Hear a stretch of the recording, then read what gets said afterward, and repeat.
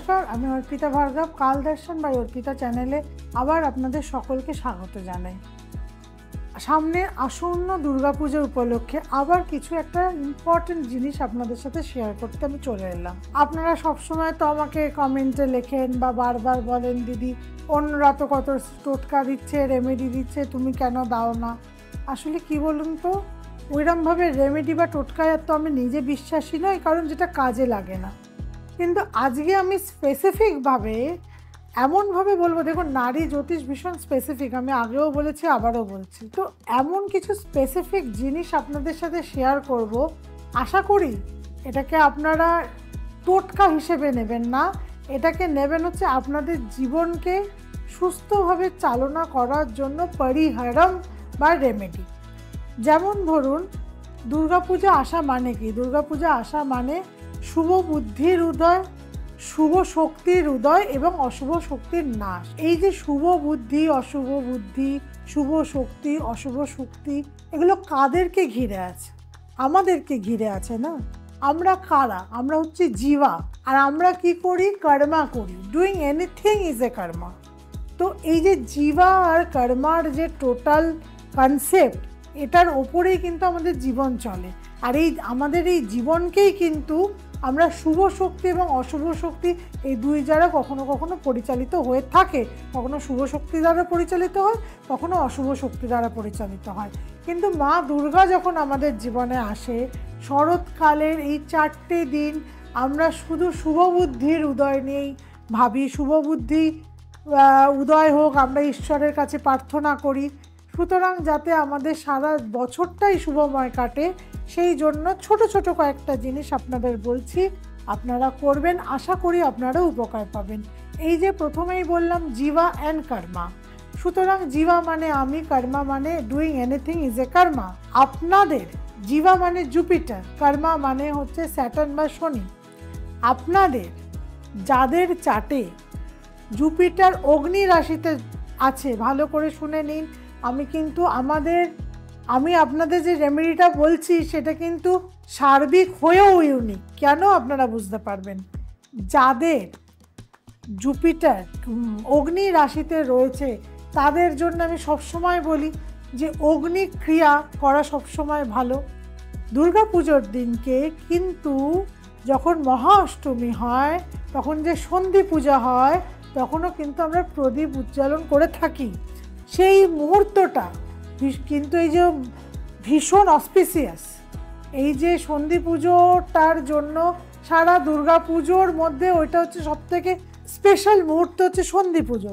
সেই সময় যদি আপনারা 3টে প্রদীপ অষ্টমীর দিনকে জ্বালান, তাহলে কিন্তু আপনাদের জীবনের অনেক অগ্রগতি হবে। যাদের জুপিটার কিন্তু অগ্নি রাশিতে রয়েছে, যাদের জুপিটার পৃথ্বী রাশিতে রয়েছে, তারা কি করবেন? তারা ষষ্ঠী পুজোর দিনকে একটা 5মুখী রুদ্রাক্ষ ধারণ করবেন পঞ্চামৃতয় শোধন করে। কি বললাম? যাদের জুপিটার পৃথ্বী রাশিতে রয়েছে তারা ষষ্ঠীর দিনকে 5মুখী রুদ্রাক্ষ ধারণ করবেন পঞ্চামৃতয় শোধন করে। এটা করলে কি হবে? যাদের হাঁপানির কষ্ট আছে, যাদের ব্রিদিং ট্রাবল আছে, যারা একটু হাঁটলেই হাঁপিয়ে পড়ে, তাদের কিন্তু এটা খুব ভালো, তাদের জন্য কার্যকরী হবে। দেখুন, আমি কিন্তু রেমেডি বলছি, কিন্তু স্পেসিফিকভাবে কোনটা কী জন্য হয় সেটা কিন্তু আলাদা আলাদা করে বাইফার্কেট করে দিচ্ছি। ধরুন, যাদের জুপিটার রয়েছে বায়ু রাশিতে, তারা যদি জুপিটারের মন্ত্র পাঠ করেন, কবে করবেন? দুর্গাপূজার সপ্তমী তিথিতে। তারা যদি দুর্গাপূজার সপ্তমী তিথিতে জুপিটারের মন্ত্র পাঠ করেন 21 বার, তারা কিন্তু তাদের যে প্ল্যানিং, তারা যা যা সারা বছরের জন্য প্ল্যানিং করে রেখেছে, কারণ বায়ু রাশি প্ল্যানিংকে বোঝায়, তারা সারা বছরকে কিভাবে অতিবাহিত করবে, যা যা প্ল্যানিং করে রেখেছে, তাদের কিন্তু প্রত্যেকটা প্ল্যান তারা সঠিকভাবে এক্সিকিউট করতে পারবে।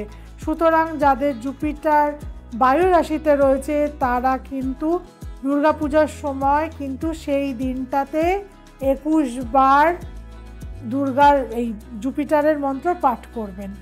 এরপরে আসি, যাদের জুপিটার রয়েছে জল রাশিতে, তারা কি করবেন? তারা দুর্গা পূজার দশমীর দিনকে যে কোনো গুরু ব্যক্তিকে হলুদ মিষ্টি, নীল ফুল যা হোক দিয়ে তাকে পূজা অর্ঘ্য প্রদান করবেন। সে হতে পারে আপনার গুরু, সে হতে পারে কোনো মন্দিরের পুরোহিত, সে হতে পারে আপনার বয়োজ্যেষ্ঠ কেউ যাকে আপনি গুরু রূপে পূজিত করে থাকেন।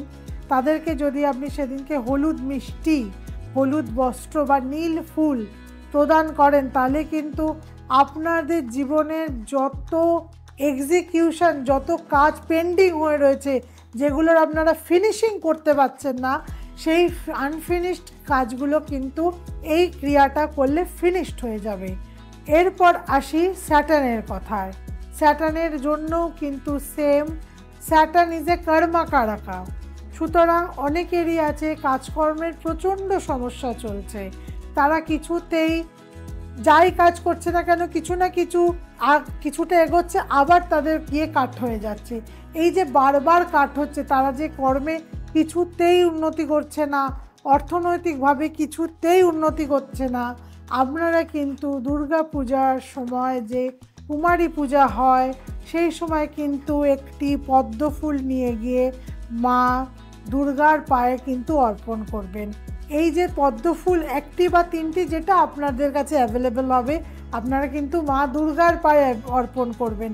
এর ফলে কি হবে, আপনাদের কিন্তু কর্মের যত নেগেটিভিটি কেটে যাবে এবং কর্মের নেগেটিভিটি কেটে গিয়ে কিন্তু আস্তে আস্তে আপনাদের কর্মে শুভত্ব ফিরে আসবে।